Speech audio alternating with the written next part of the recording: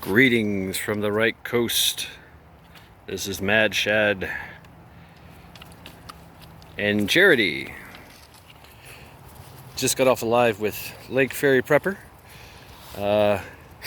She's talking about her situation. Yeah, so that's why I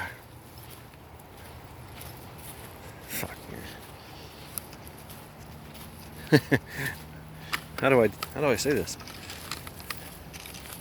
I was that kid that, like one of her kids, I was that kid in a abusive family. The mom, she's doing what she can to hold it all together with 3 kids and a crazy stepdad who was abusive and manipulative, and he used to, we wouldn't know why, but my mom would have a black eye for some strange reason, or she would just be in bed for 3 days. We don't know why. Now we do, of course. He would beat her, as he had beat other women in the past. And of course, his anger was also directed at us, and in the mental, all that. What do you say I was? He was an Air Force guy, old Air Force guy. He's dead now, so I can talk shit about him. But I used to say I was an embarrassment and a liability, and that kind of always stuck with me. Added to my rebellious nature. So, but hey. One fine day, he was sitting at the table, drinking his coffee with his massive forearms. This guy was huge, massive, and he would put his elbows on the table and drink his little coffee and smoke his cigarettes in the house, and he would drink as well. And he said something to my mom, or my mom said something, and he just hauled off and backhanded her, knocked her off the chair. And I remember watching this as a kid. I think I was maybe 13, maybe 13. Yeah, I think I was 13. And she hit the floor, chair and all. Boom. She got up, she dusted herself off, and she went into the kitchen and grabbed a frying pan and busted him upside the back of the head. And told him, "Get out now, I've had enough." And she chased him out with a frying pan, which he took from her, and she grabbed a broom, which my mom is a freaking samurai with a broom. I know, she used to chase us around the house with a broom. And she chased him out the house, throwing coffee cups and anything she could get her hands on. She had had enough, and she kicked him the hell out. It was amazing to watch. It was an empowering moment to watch as a kid, me being the youngest. And it was something else,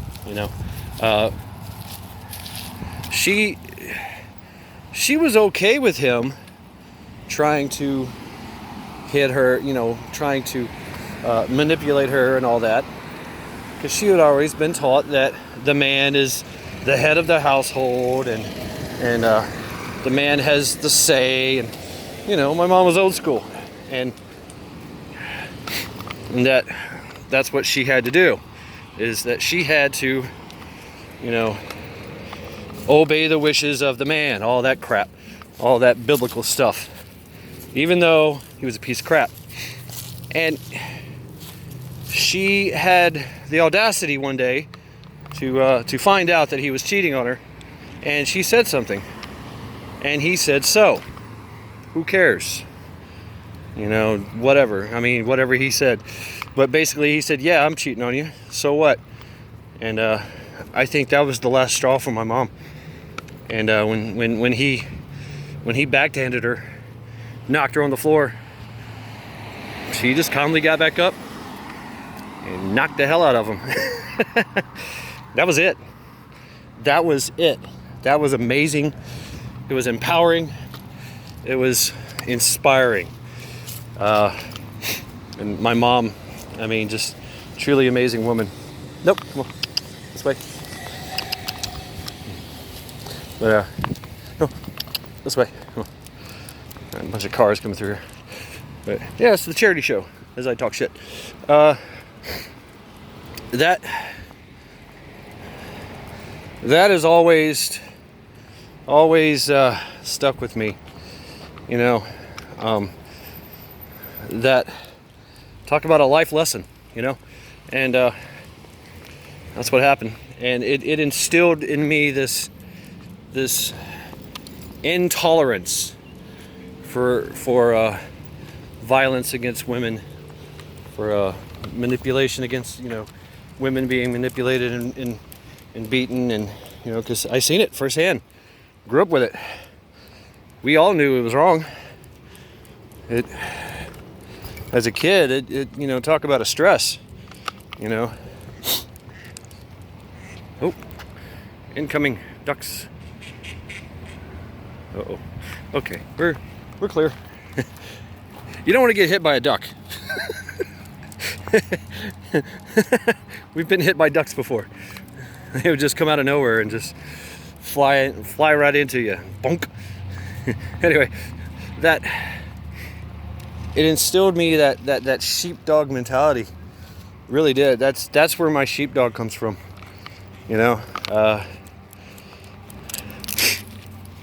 And I want every woman out there to have that. I've had enough kind of bullshit. That kind of that mentality of, no, you're not going to do this to me. You have no right. A man, a woman, anyone has no right to overpower and manipulate someone for their ego or whatever, you know. I'm the man, you're the woman, that kind of thing, you know. Especially in my case, Lake Ferry's case, you know, it's just. So yeah, I mean, that's why I throw out the videos, you know. This is for the ladies. Teach you how to fight. We're all humans. We're all animals. We all know how to fight. We all know how to swim. It's one of those things. What are you doing, Charity? She is on a mission. But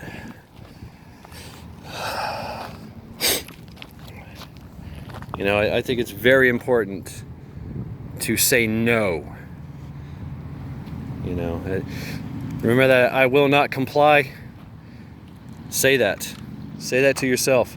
Say that to the abusive person in your life. I will not comply. Because that's what people do. They have this need to manipulate and control people because it makes them feel better. They have some kind of empty something dark and evil inside them that feeds off of other people's misery and fear and intimidation. That's you know, I know that all too well. All my life, that's been directed towards me. So, you know, you either build up a resilience and an anger towards it, or you comply. And we all know what happens when you comply with evil people. It never ends well. So,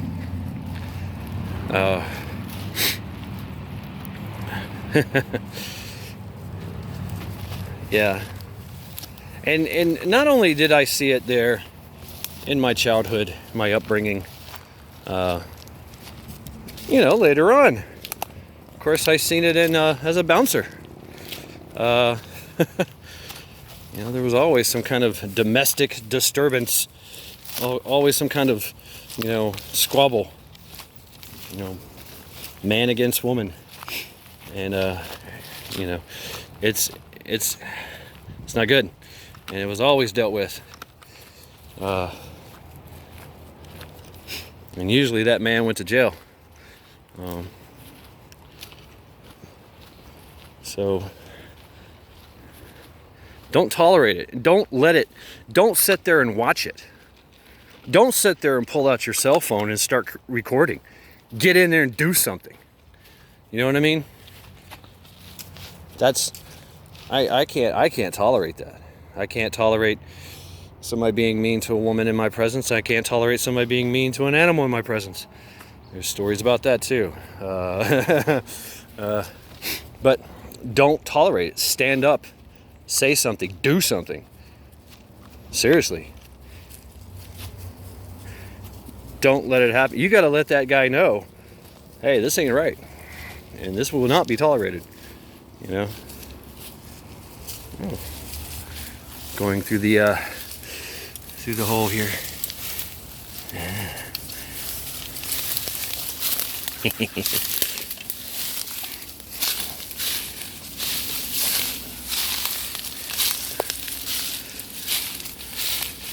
Over, under, around, and through. Yeah. So that's my message. It's my afterthought, you know, of Lake Fairy Prepper's powerful message. Powerful message, you know, for sharing. That takes a lot of courage, you know, a lot of courage. You know, women need that empowerment, and they need that encouragement, you know, and that hope that they are doing the right thing. You know, that it's okay to fight back. It definitely is okay to fight back.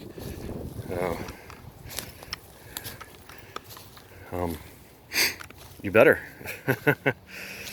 I seen it in my sister. She was 2 years younger than me. And she did not tolerate any mess. I have the scars on my body to prove it. So it you know, but also that's me being a being a big brother and teasing my sister. You know, and then of course she had a little brother. So, I mean, I was the teaser. I would pop her bra straps, and you know, she had glasses, and I would lick my fingers and, you know, run them across her glasses. And I mean, just anything to just, you know, antagonize and tease my sister. You know, just all kinds. I mean, I'm not going to say the meanness that I've did. It was pretty heinous. Mayonnaise in the bra. I mean, just all kinds of stupid shit. You know, little pranks. But I mean, she did. Oh, man, she would not tolerate it, and you know, she would not. I have this. Like I said, I have the scars to prove it. And she grew up that way. And later on, she got married. And I have a good story about that too. She got married to a ex-con. Now the ex-con, you know, at first he was cool, you know, whatever. And I had met him, of course, and did the thing, you know, the big brother thing, like, oh, okay, you're marrying my sister. Well, don't mess around, don't fuck around, da da da da da. You know, doing the big brother. And he was like, I'm the man in this relationship. It's like, okay, good luck with that. So they came to live with me, to stay with me in the beach. It's years ago. My sister passed away, by the way, of breast cancer. But before she did, her and her husband had moved from Tennessee and stayed with me at the beach. And you know, it was a 1-bedroom studio. So I slept on the couch, and I gave them the bed, and you know, so I was like, okay, you know, whatever. And so in the middle of the night, I guess they thought I was asleep. And I hear her husband going, "Come on, baby, come on." And she's like, "No, no, leave me alone. No, let's not. No." She's like, and he just kept agging on, and I guess he got a little forceful, and I heard whack.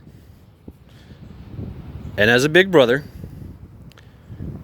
I got up, red blood in my eyes, blood boiling. I thought that he had hit her, and as I got up and I was about to enter their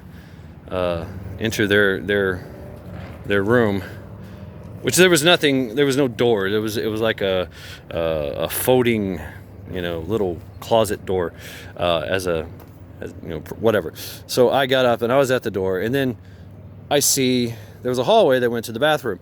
I see the bathroom open, light come on, and he's standing in front of the mirror, holding his eye.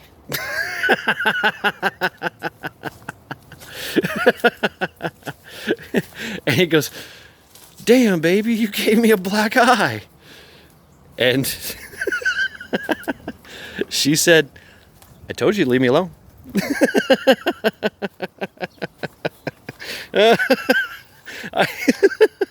I was like, "Oh, okay, I'm gonna stay out of this one. My sister's got this." And yeah, that's how she handled it.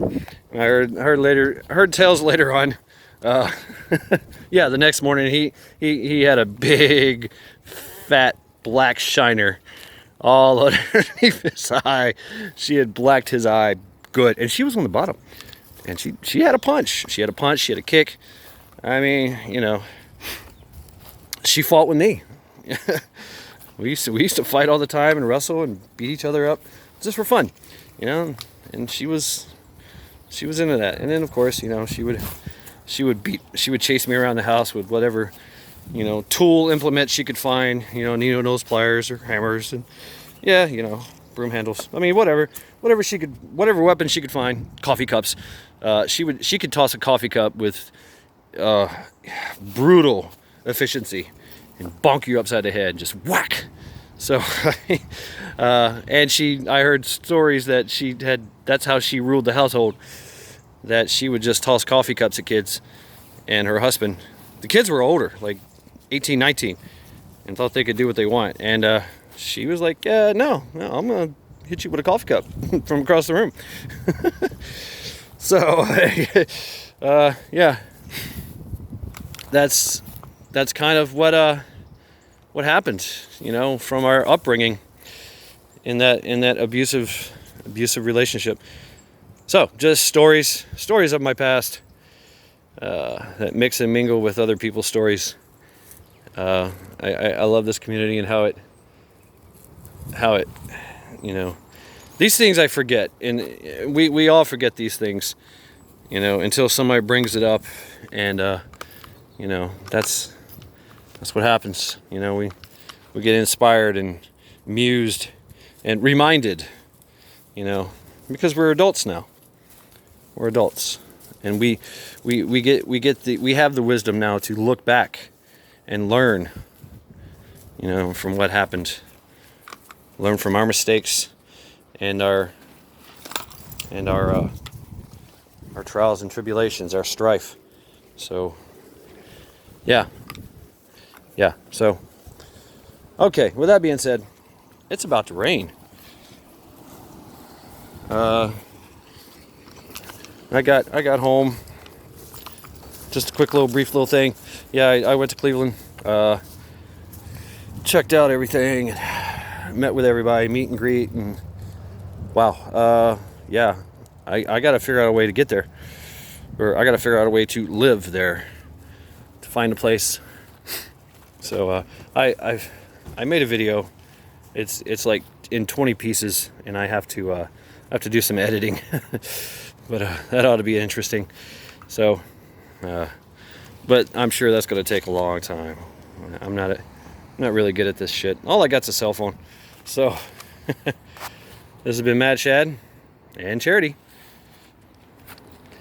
and urging you all to get prepared Be ready.